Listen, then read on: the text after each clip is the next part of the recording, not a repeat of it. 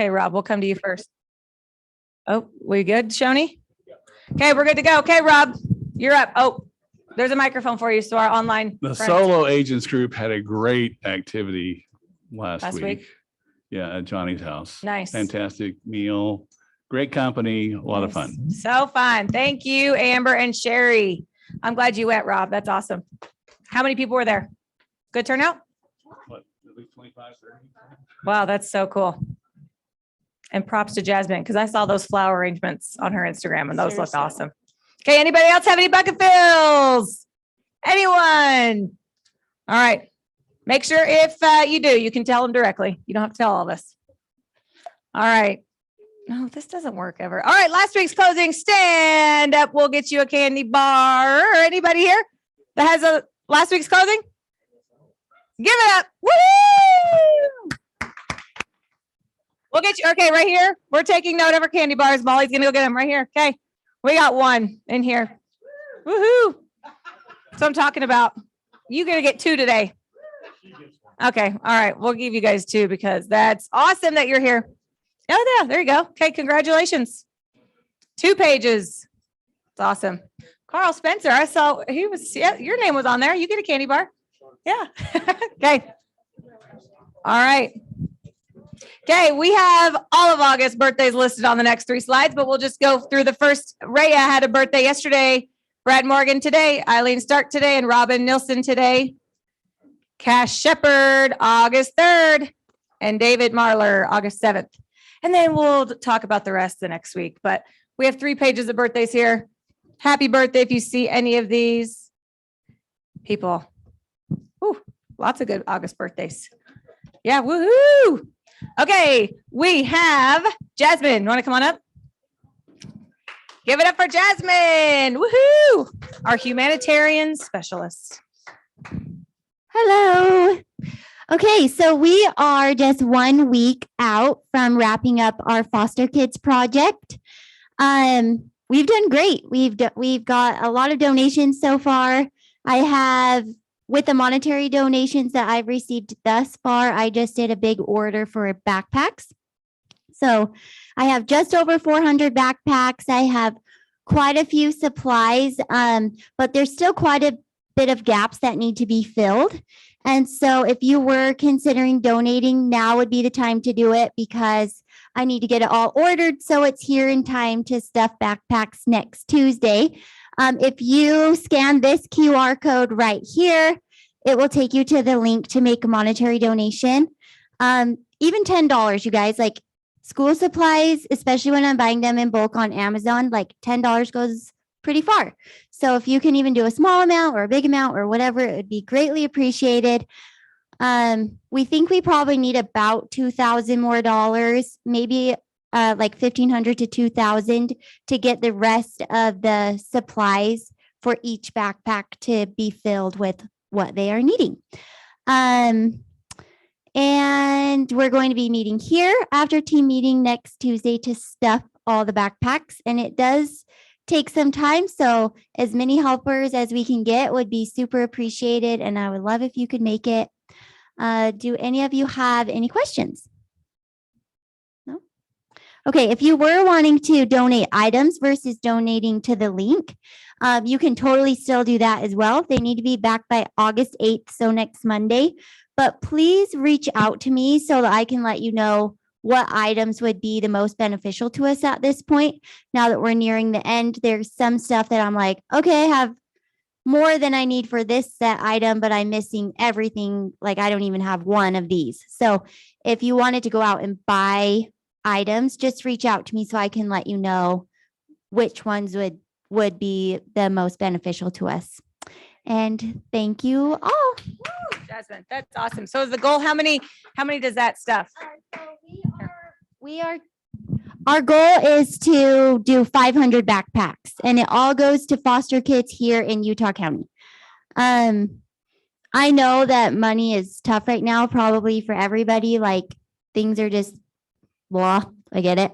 Even buying my own kids' school supplies, I'm like, wait, which one's the cheapest? We'll get that one. But you have to think in perspective of like, if we're feeling that, like these kids really aren't getting what they need, and we are their way to have the confidence and the supplies that they need to have a positive experience at school next year. So, I mean, even if it's just a little bit, everybody giving a little really adds up and goes a long way. So I'd appreciate it. Awesome. Thank you, Jasmine. That is huge. It is heartbreaking when you see sometimes at the school that kids that don't have their supplies or backpacks. So thank you, Jasmine, for putting this together. Okay, any ALC announcements from our ALC members? Okay, we have one on the next slide. All right, we are doing one night this year at Jakers in Springville. We've done a fall festival there for the last 4 years, and we are doing it again, but we are limiting it to 2,000 wristbands for one night only, which is less than half of what we've normally sold, but we just don't want to we don't want to undersell them. So, and then be stuck with lots of wristbands that never got sold. So we are doing one night only at $6.50 per each wristband. Who's been to Jakers before in Springville? Jeremy, I know you have. You live down there. It's awesome. And it's so fun. And there are a lot of people, this is one of their favorite events. And I know it seems weird. Every time we go to announce it in August, it's like, it's too hot to go out in a corn maze. I get it. But by the time this rolls around, everybody wants to go to a fall festival party and everybody wants a free pumpkin for their porch. Every year we think the same thing, like, oh, it's August. Nobody wants to do this. Yes, they do, because in 7 weeks, they're going to want to post a picture on their Instagram that they're at a fall pumpkin fest and they get a free pumpkin with every wristband. Dennis. None of my grandchildren have a clue what the temperature is. Yeah. They go sit in the shade and they just. Yeah, they love it. They hang out in the corn pit and roll around in the corn, and it's really fun. So I'm going to send the official email out today. One agent already took 150. So we're down to 1,850 at this point. Okay. Just, I'm warning you, it will sell out and then everyone gets mad at me. So email me back ASAP. Even if you think you want 20, you need to email me back and say, I want 20. You need to get them now, because the closer it gets, we will sell out. Okay. So we're not sure. Here we go. All right. We're going to do our July cappers. I see one person I know here. Oh, there's a few people I've seen on this list. Okay, in July, give it up. Amber Sorensen, Clay Winder, Liz Carter, Dennis Davis. You're on that list, buddy. Amy Erdman, Matt and Angie Fisher, Erica Fisher, Cam and Hyatt, Kim Lemure, Caitlin Oberg, and Joseph Siebert. Give it up for them. Woo! And Matt and Angie Fisher capped in 1 month. So you can congratulate all of them. Congratulations, guys. Okay, Mega Camp is coming up. It's August 23rd and the 24th. In person and digital. Anybody who's going in person? Who's going to Austin? Oh, yay. Woohoo. Look, we got some hands up there. That's what I'm talking about. Who's doing digital? Okay. A few people. Awesome. All right. Well, make sure you can sign up with that code. And those are the shirt bundles. It'll be a good time. Lots to learn. Okay. We had over 60 people last week in Dan Kennedy's class. Who was there? Lots of you. DK, you were there? So I'm talking about. Okay, this week it is Carl Spencer, lead capture and conversion. He's a rock star at this. Bring any agent, any friend that you have in the brokerage, outside the brokerage, make sure and come Thursday, 11 to 12. Okay. And of course, August 4th, we have our Utah market report with Jordan and Johnny, the dynamic duo. All right, this week, Carl Spencer, and then on August 5th on kwconnect.com, how to talk to your database today. There you go. You can go to that link and you can do that class on Friday. It doesn't, 11 to 11:30. So it's a quick one. That'd be awesome. All right, next week. Isn't this with you? Yeah, team meeting, because your picture was on that slide at one point. You took it off. Okay. Next team meeting. We are doing lead generations for listings. Obviously, everybody wants to learn and improve on that. So August 9th, next team meeting, we'll be doing that with Shoni. Alex, you got your microphone? Video. Yeah, it should play.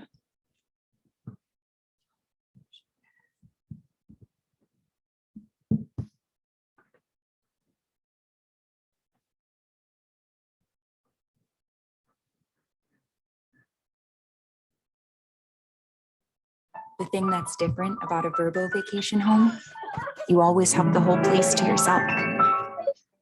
Inside Command, click on the Opportunities tab. This is for Ernest in Command, just FYI. Sorry, that started quicker. than I Inside an expected. active opportunity, select Send Earnest Request. An informational piece will pop up with steps on what to expect before you make your earnest money request. Click Continue. Confirm that you have the email address of the person who is paying and click Continue. Fill in your buyer's name, email, phone number, earnest money amount, and the property address. Next, you'll use Earnest Smart Search filter to find your escrow holder. Earnest contains a closed network of carefully vetted escrow holders, so you can be assured that your buyer's earnest money will go to the correct, secure account. Type in the name of your escrow holder. The populating options are filtered by the name you type and the property address that you've entered. Select the correct account and confirm that the escrow holder is the one listed on the purchase contract. Notice that Earnest keeps all parties informed of the earnest money status using our custom notification receipts. You, the buyer, and the escrow holder will receive receipts as soon as the buyer completes the earnest money payment. Confirm that you have a fully executed contract before you make your request. And that's it. You're ready to send your secure digital earnest money request. When your buyer has paid, you will automatically be emailed a receipt of payment along with the buyer, escrow holder, and any additional recipients that were added to the request. Okay, just real quick, does anybody have questions on Ernest? $15. Dean?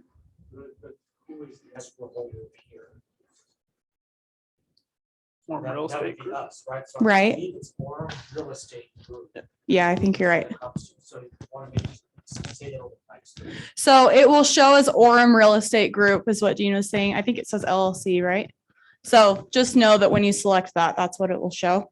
And one But- thing, when explaining to clients the cost, it's just a wire fee. It's $15. Yes. But I mean, that's cheaper than gas from Provo to Orem anyways, right? So let them know they're going to be saving money in time. And the convenience of just doing it really quickly. The other thing, I know we've said this, but if your client's money is coming from MACU, they are going to have to just drop by a check.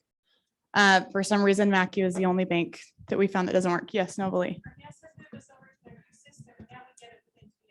Great. Okay. Great.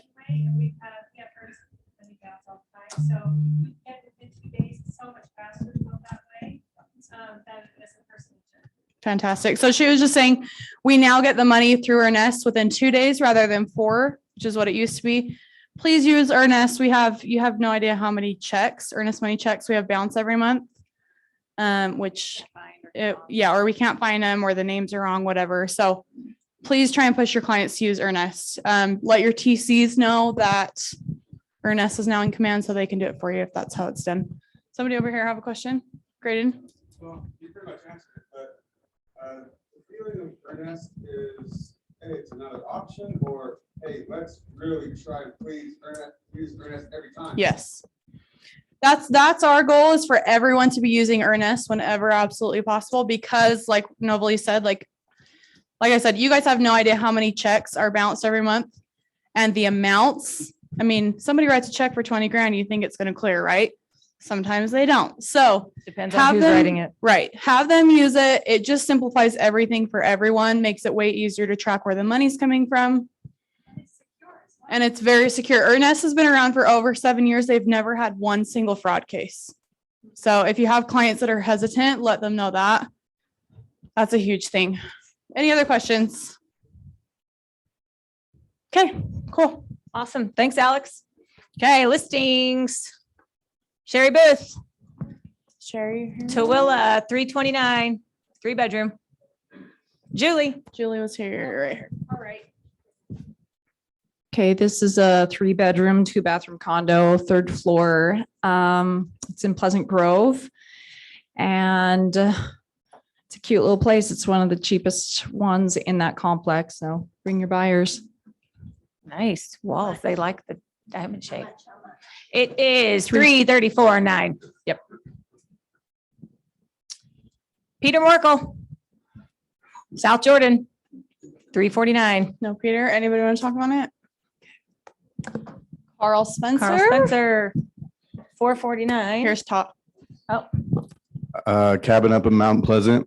It's in a nice little gated community, well kept. So anyone that's looking for a cabin, it's a nice little spot. Nice.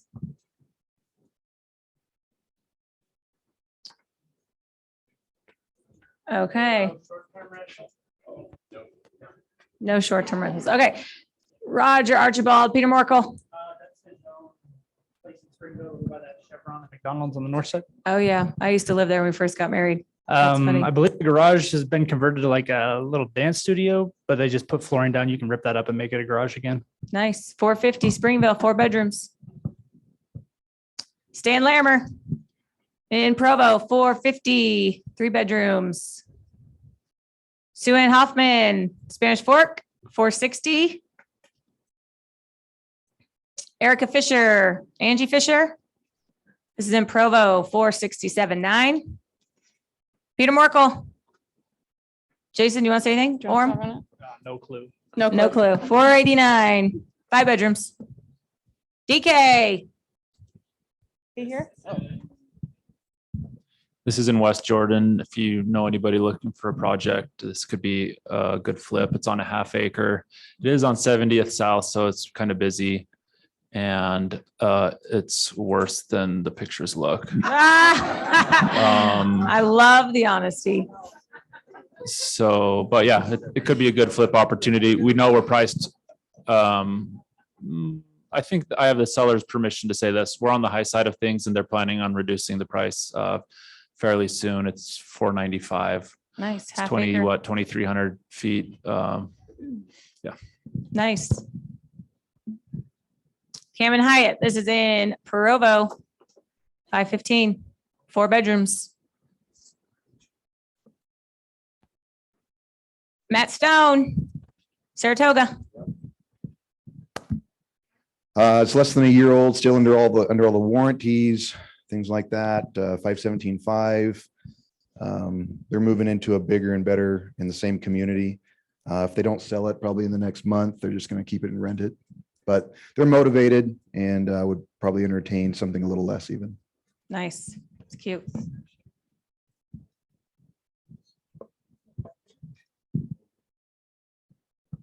All right, Amber Burke.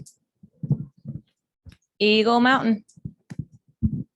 Okay, so I think I told you guys this one last week, but this is in the ranches right by the golf course. Really nice, beautiful home, new granite countertops, new freshly done cabinets. It's just very, very clean, very good condition. It is 4 bedrooms, 3.5 baths. Basement is finished, fenced yard, cute house, 575. Nice. All right, Courtney and Ben Nilsson, Eagle Mountain. Yeah, so this one is out in the Brennan Park Edge community. It's a 4-bedroom Kate plan. They've done a ton of awesome upgrades, and the backyard is absolutely incredible. It's a pretty nice size lot, like the way that it's situated. And though they're moving out of state, so the washer and dryer, the fridge, the play set, the trampoline, I think even the hammock and the chickens and all of that is included if the buyer wants those things. So we had a lot of interest at the open house, but still no offers. So yeah, come check it out. Bring your buyer. Cute. Cute. Ashley Jensen, Maria Blackburn. This is in Mapleton, 645. Colby Kerr, Spanish Fork, 650, 5 bedrooms. Dean Crandall. Ladies and gentlemen, this is actually a pretty nice house. They just redid the flooring, painted the whole house in the last 3 weeks. Friday, they put a new roof on it scheduled after the open house. We just received an offer, but really good house. Four total bedrooms, 2 on the main, 2 down, has 2 kitchens. Anyway, great place. Nice. Is a massage chair included? Because that looks amazing. All right. Carl Spencer. Top. Lehigh, 669.9. Nice place up in Traverse. In the last couple of weeks, got new paint and brand new carpet. It's offered full 3% commission. So just gonna throw that out there. And if you guys bring a buyer and offer 10,000 over, we will buy you a Costco pack of towels. Really nice ones. The thick one. There you go. No. Exclusive offer to KW Westfield. Perfect. I need some new towels. All right, Melissa Downs. This is in St. George, 729.9. This is, I think, oh, yep, the Las Palmas community. I've stayed in that one before. It's pretty nice. Taylor Frampton, 814 in Lehigh, 4 bedrooms. That's cute. Becca Summers. Oh, you did this last week? Okay. Oh, that's right. Joel Johnson, Mapleton. I drove by this the other day. 1.7. Super cute house, 6 bedrooms, 7,800 square feet.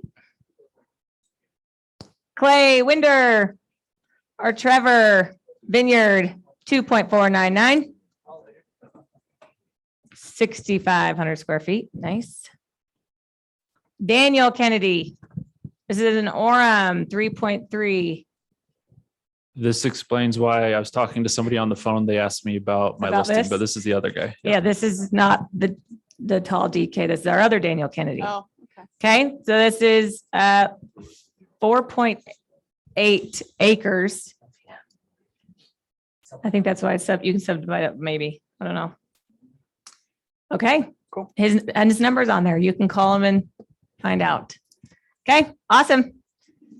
Good work, everybody. Mortgage moment. Come on up, Mike.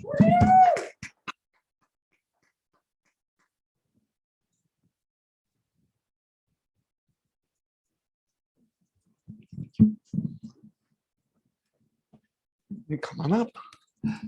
So I'm sure you guys have seen kind of around the office. I've got a new loan assistant here with me. We're expanding. We're trying to grow and make things happen for you guys and up our level of service on the customer end. So this is Nicole Skimbo. She's come on. She's been here for about a month with me now. So if you see her around the office, please say hi to her. Extremely talented lady as we're trying to get things figured out and put together in files for you guys. By way of kind of an update for you, we saw that the feds did raise the interest rates and kind of like we expected, it's on the mortgage front, right? Since that announcement, we have seen a softening in the market a little bit. So if there are questions as far as rates and where things are at and how to help out your borrowers, please contact your loan officers and those people that you're working with and trying to help them out. As always, my door is open to you guys. So if there's any questions as far as what's happening with rates, what's going on with products, how we can try and help serve you guys and your clients, please let me know. I have that open door policy for you guys and can make that happen for you. How much did rates go up? They didn't go up by a ton, but we have seen them soften a little bit. So we're fairly still stable in what's going on. Feds raised it by 3/4 of a point. Mm-hmm. Yep. So that's now 2 months in a row that we've seen that. Mm-hmm. But mortgage rates, yeah. Okay. Thank you. Awesome. Thank you. Thank you. All right. Thank you. Okay, give it up for Dino. Woohoo! Just kidding. Hey, just sometimes we've had so many heavy ones. I thought we'd have some little lighter fare today. So who are you? What do realtors look like today? You'll go, wait a minute. The median age is 58, 56. Holy cow. Understand that 10 years ago, it was 62 or 63. Oh, wow. Right now, it is interesting that they said that 2 in 5 realtors today are over the age of 60. I resemble that. What is interesting, though, is we are seeing that number come down. And as you look at this room, you'll notice it. I love one of the other ones there. 66% of realtors are female. I think that's an interesting statistic. I believe, and call me sexist if you will. I think women have an unfair advantage and I think you should take advantage of it, and do that. The median gross income, they don't work in Utah. And that's why it's at 53,000 and change, 54,000 and change. Right now, there's 1.5 million realtors. They say worldwide, most of them are here in the US and Canada. And what's really fun is there's at least that many in real estate school right now. With the shift, there might be a shift in populations. And so just keep your eyes open. I think that, again, we have a great opportunity to make a difference. So this will come up when this gets emailed out. I think this is kind of fun to share with others around. So I encourage you to do it. But the next question though is, what impact will you make? Yeah, on paper, that's them, that's realtors, but who are you? And what kind of energy, what kind of professionalism are you going to bring to the game? And that's really what it's about. People don't work just with realtors, they work with you or they don't. So I would encourage you to really work on your value proposition. What do you bring to the table so that you can make a difference in the world? Anyway, that's all I got. Thanks, Dean.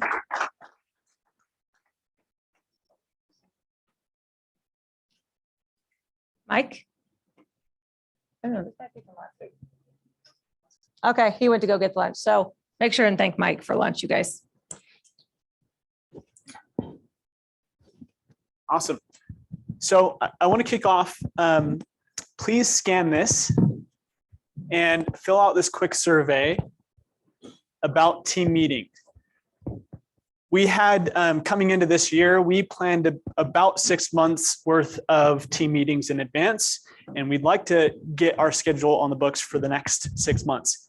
And to make this really effective for you, we want to know what you want to see, what kind of guests you want us to bring in, what kind of topics you want to focus on. And so if you can please fill that out, help us know what you've enjoyed in the past. And we did outline some of the previous team meetings that we've had so far year to date, but please fill this out. We will be doing a $10 raffle next Tuesday, so before team meeting. So for those of you who do fill out this survey, it will come in the email as well. We will be doing a $10 gift card raffle. Cool. So this will come in an email, so you'll get this as well later today. So the conversation I'd like to have is really just to plant a seed around where should you focus your energy over the next 3, 4, 5, 6 months. And I feel that a lot of your energy should be focused on developing skill sets. The skill sets of tomorrow have to be radically different than the skill sets we've used the last couple of years in this space.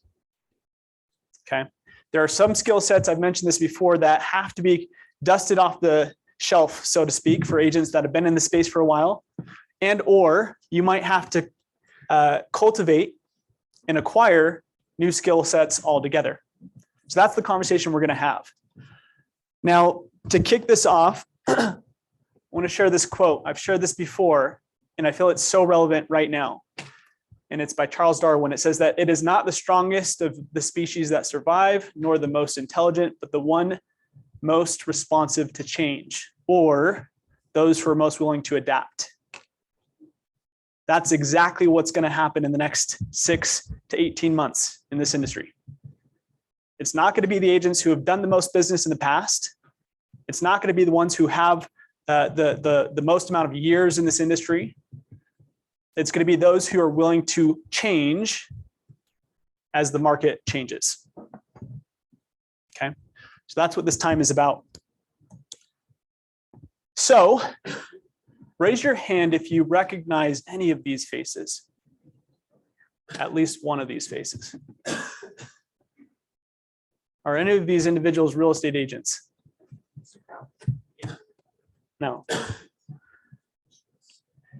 It's interesting that you recognize them even though they're not in your industry, not in your space.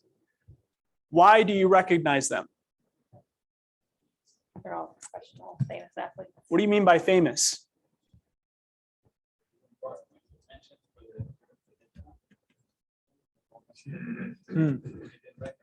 They've been recognized for doing something great. They all set a bar. They all did something spectacular. That's what put them on the map. So they were trendsetters. They were Michael Jordan. Yep. He's probably the best. Right? Yep. Muhammad Ali. Probably people say even Mike Tyson. Yeah. Greatest boxer ever. You know that. Yep. Has anybody not heard of Michael Jordan? Who is not a basketball fan? Who does not turn on the tube every week to watch NBA games, but still knows who Michael Jordan is? Right. The question I'd like you to think about is, if your clients had a lineup of real estate agents, would you be on that list of greats in their mind? Like, have you established yourself as the expert that they would reach out to?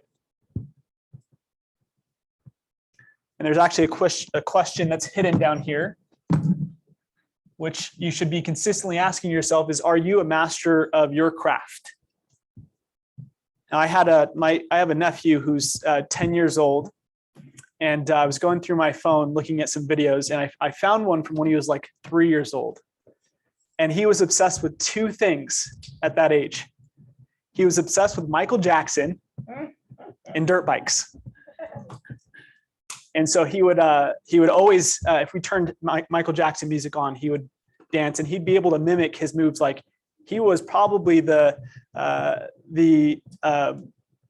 best dancer for a 3-year-old that could do all of Michael Jackson's moves, because he would watch YouTube videos of him all day long.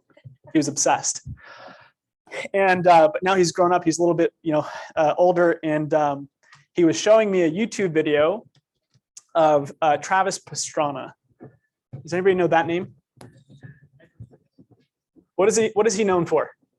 Nitro Circus. What else? Rally car racing, dirt bikes, multiple X Games championships. He's an individual who's kind of like the Tony Hawk or the Michael Jordan of the dirt biking space. Okay. He's been in it for quite some time. And I'm actually going to show a quick clip. Now, for some of you, this might be a little hectic, a little crazy. Okay. But it's 3.5, 4 minutes long. And I want to show you what it looks like, because I am obsessed with observing people who have mastered their craft, regardless of what space or industry they're in. Because at the end of the day, it all requires the same principles. It's all the same foundational keys, which is time on task, right? Which is your focus, which is your commitment. A few other things that we're going to talk about. But I want you to just watch somebody that you probably, a lot of you in here probably don't watch motocross sports racing or rally car racing on a daily basis, right?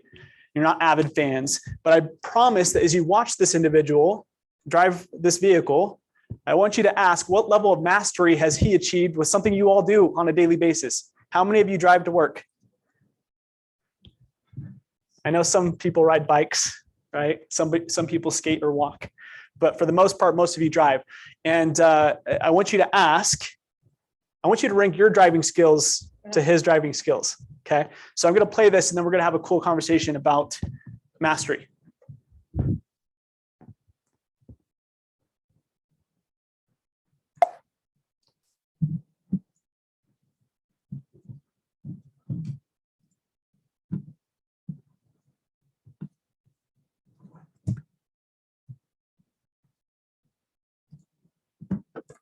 We're going to pull it up.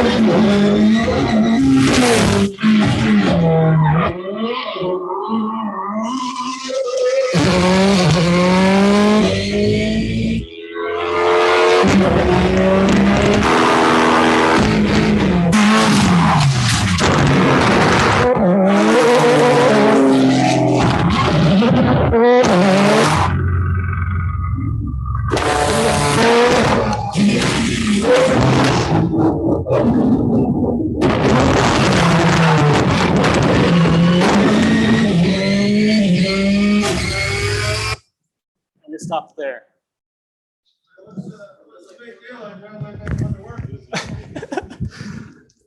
Yeah, my nephew, again, he's 10 years old, and he asked me if he can go practice this in my Tesla, and I said, there's no chance. No chance. But again, the reality is we can look at these individuals, the Tom Brady's, the Michael Jordans, the Travises, all of them have the same thing in common. Has anybody read the book Outliers by Malcolm Gladwell? What is the rule in Outliers? The 10,000 hour rule, which is that anybody who spends at least 10,000 hours on their craft usually achieves this level of mastery where everybody recognizes them as the greatest in their space. And Malcolm Gladwell does a study on individuals like the Steve Jobs, Bill Gates, and he actually shows how those individuals actually had really nothing special outside of the amount of time they spent on their craft. That was the separating factor. So again, the question is, how much time and energy do you spend on developing your craft and improving how you show up in this space? And it's going to lead to a conversation that we're going to have for the next 10, 15 minutes. Now, this is a question I want you to have in mind, and I want you to leave with this answer. So you may not have the answer right now, but you're going to hear the answer most likely in the next 10 to 15 minutes. which is what are you not doing that if you were doing would cause your business to be bulletproof? Okay. What are you not doing that if you were doing it would cause your business to be bulletproof?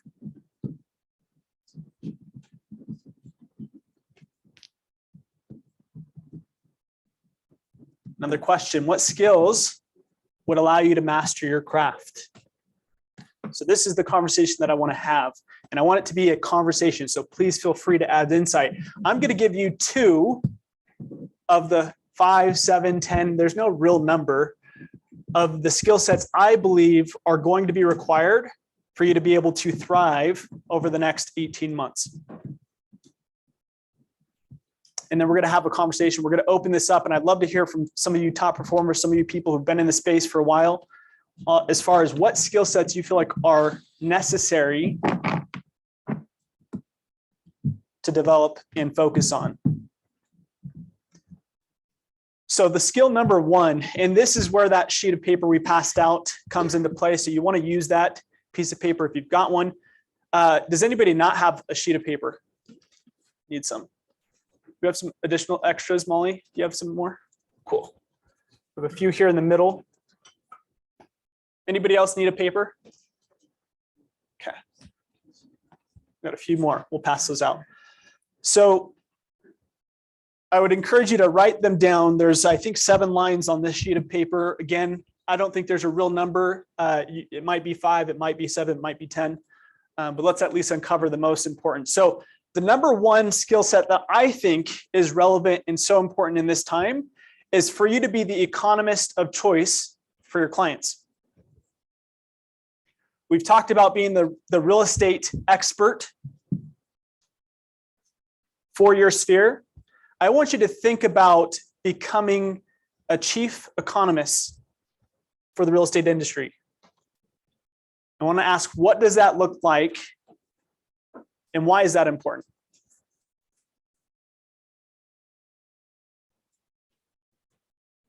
Becca. We've got some on Zoom, so just make sure they can hear you.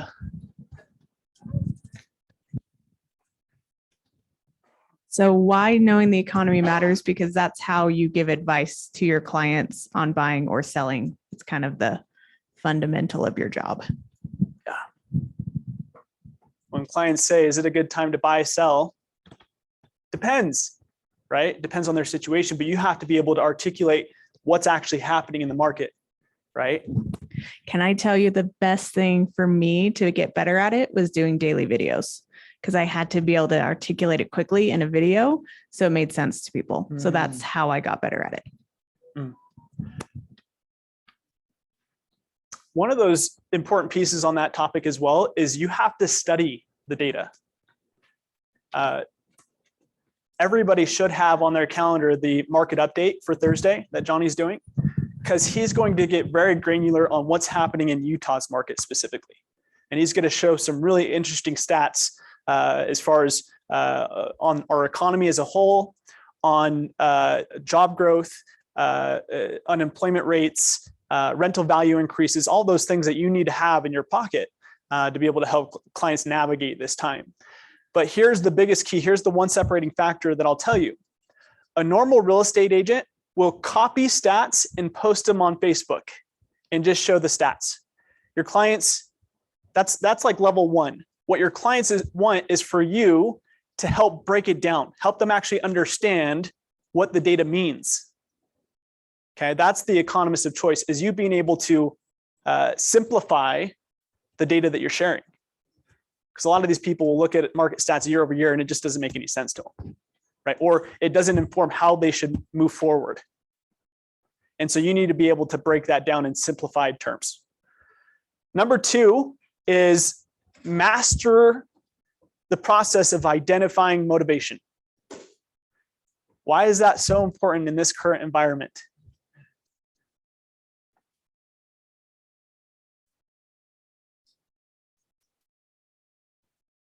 Jordan, and then Jake.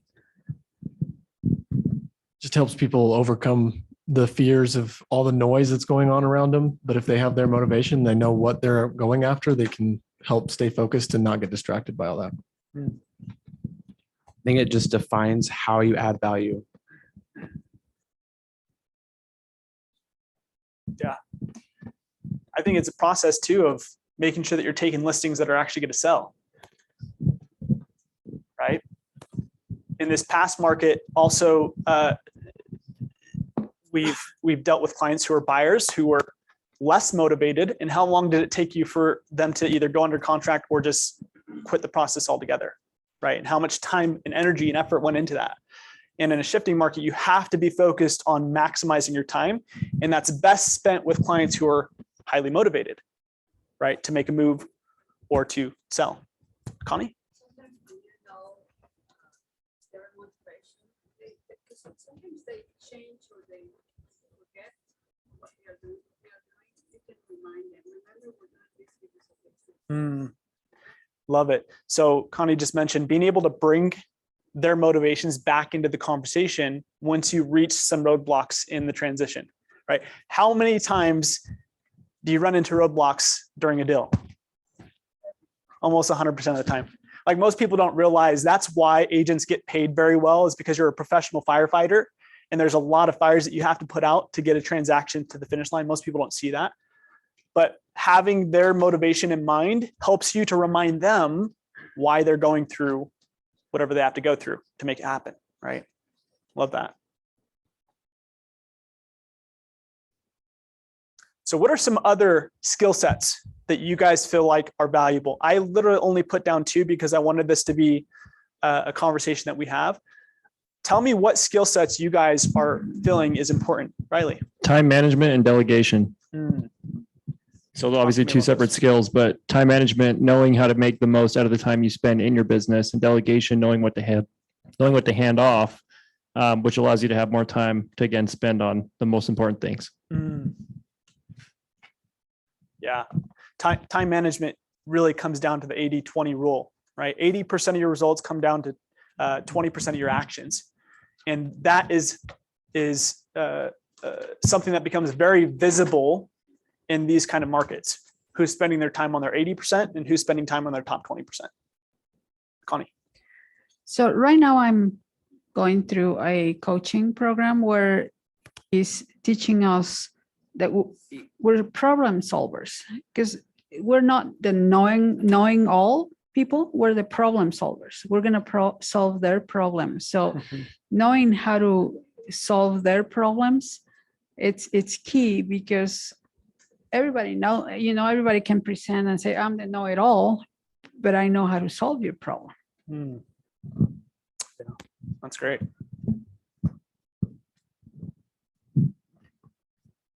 Oh, we're here.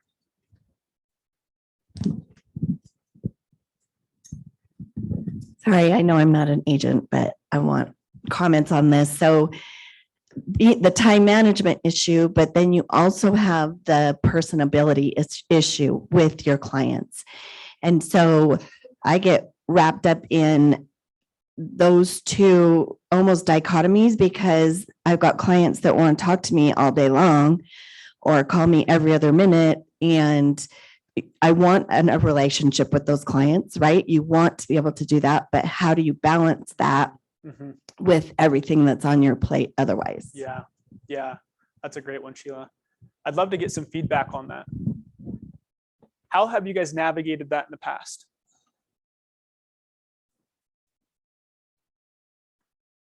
Being able to balance your time, Julie?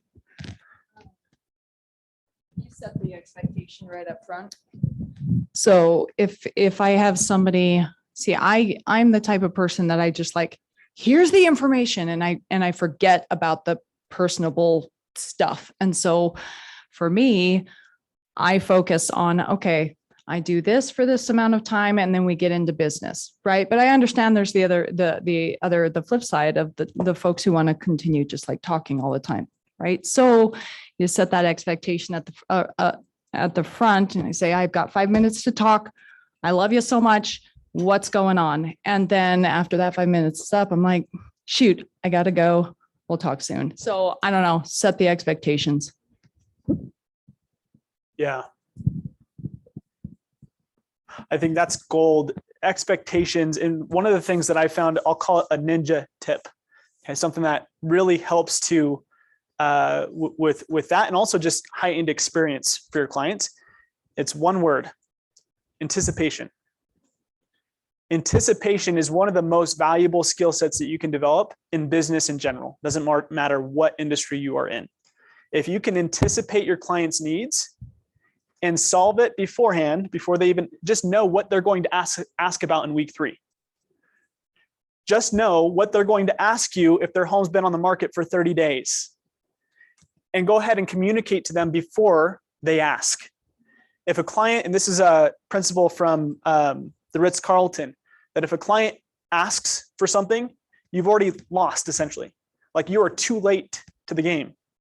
You should have known that they needed that beforehand. And in real estate, that's very relevant because guess what? Your clients, there's always these heightened important moments in the transaction, and it's usually always about the same time frame. And so anticipating those needs in advance and then communicating to your clients will help also resolve some of those concerns to where they'll be like, oh, my needs are met. I don't need to reach out and ask. So that's another piece that can help. Awesome. It's another skill set we should have on this list.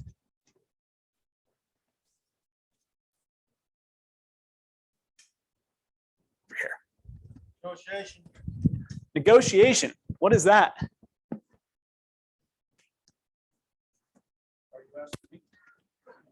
Sure. What do you mean by negotiation? Well, negotiations, I think it's higher than sales skills myself, but it's because you're trying for a win-win outcome, you know. Mm. That's kind of the key element of negotiation. Yeah. Or at least it should be. Yeah, there's a book, Never Split the Difference. Really good book. By Chris Voss, and that will help come up with strategies, techniques around successful negotiations. What's probably one of the most important negotiations that you will have during a transaction? It's a trick question.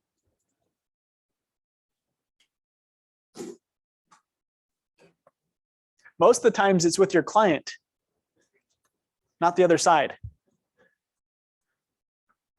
So that's one of the skill sets you have to develop, is effectively negotiating with your clients, right? To bring them into reality a lot of times. I had a client wanted to do a listing, and he wanted to get 50,000 over ask, which was already priced high, right? He thought it was the market of 6 months ago. So you have to negotiate and help them understand what's really happening right now. So negotiation is definitely one of those that should be on your list. What else? Julie. I think there's something to be said for your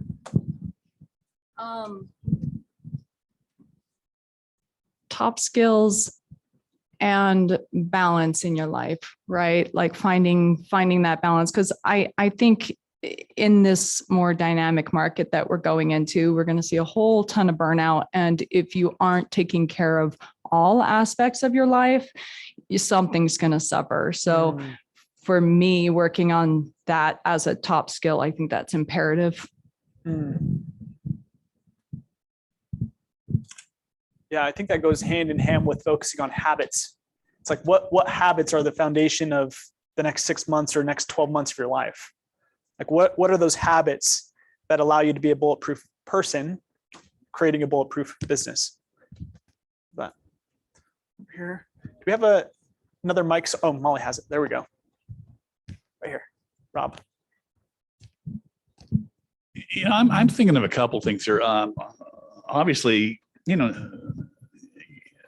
knowing your scripts, you know, and we learn those when we're new, and we kind of set them aside, and we get very rusty on them here. But your scripts are basically anticipating what their objections are going to be and knowing what you're going to say ahead of time instead of fumbling around at the last minute, you know, and you lose the negotiation when you do that here. Self-motivation is important, you know, focusing, knowing, you know, this is nice here because most of us are going to have to come across with one or two things that we need to really focus on from this thing and really work on that first. Yep. And everything else, is going to fall in place at that point in time. Yeah. What I would say is that as we wrap up here, the focus should be picking, because we've talked about a good range of skill sets. The reality is you can't focus on all of them at the same time. So I would say pick 1, 2, or 3 superpowers you want to create over the next 12 months and start devouring content, books, podcasts, YouTube videos around that can help you create that skill set.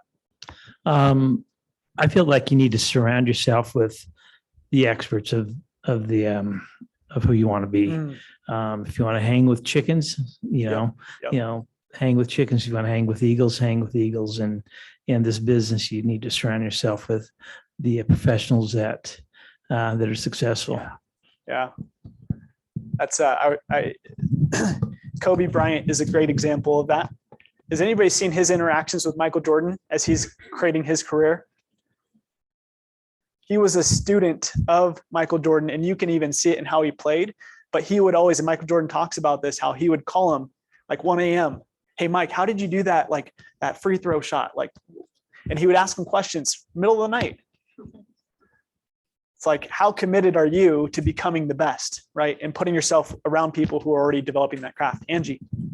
I was just going to add to what Julie said. I think it is important because you said, like, what are we going to do at the end of the 12 or 24 months? I think who we are becoming in those 12 to 24 months is really important, because yes, we've survived here, but we wake up 12 months from now and we've lost our health, or we've lost our relationships, or we haven't taken care of our finances. I think all those areas of life are so important right now that we're feeding all the areas of our life so that we can make it 12 months from now or 24 months from now with higher skills, but then also a better life and be happy with who we've become along the way.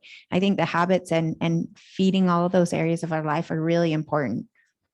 Yeah, love it. The goal is not the goal. It's who you become in the process of attainment, right? So to wrap up, last 60 seconds, just take a moment, and on that paper, I want you to write down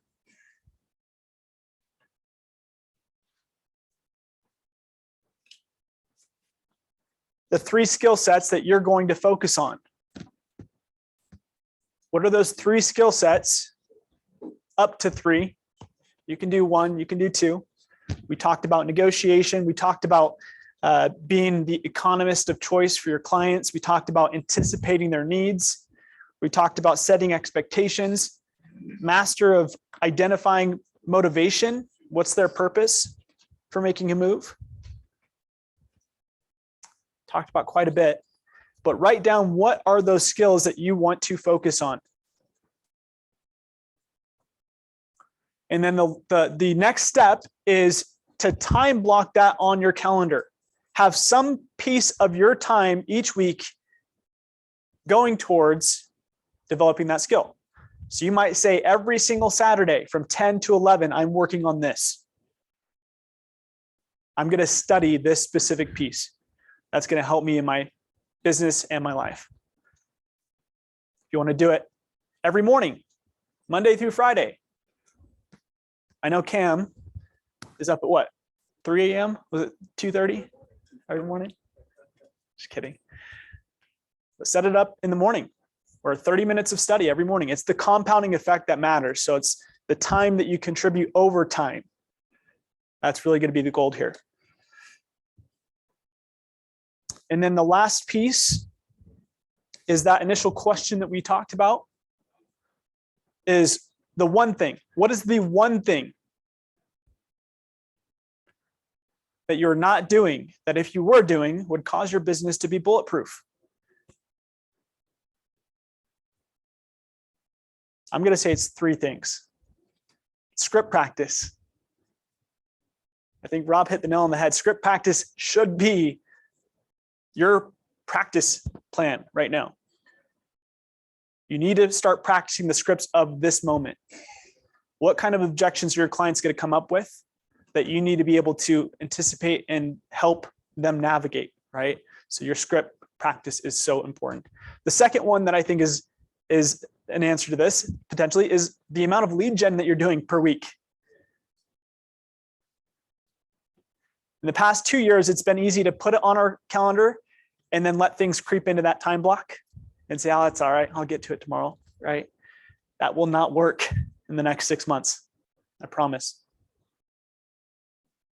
And then the third one is taking listings, which starts with listing appointments. How many appointments are you setting each week? Those 3 things is what I would have as part of my game plan. You know your business better than we do, so you might have to shift that a little bit, but I think that would be a very solid 3-step game plan to this market. And then one little plug that I want to give again is for Thursday. Please be on Zoom only. We will have it broadcasted here as well. So, but it's going to be Johnny and Jordan going over the market stats. I would literally take that data and then go regurgitate it to your clients, because he's going to break it down in a way where you can help them know what's going on in the market and use that as leverage. So please come. It's at 11 a.m. Is it 11 a.m.? 9 a.m. 9 a.m. 9:30.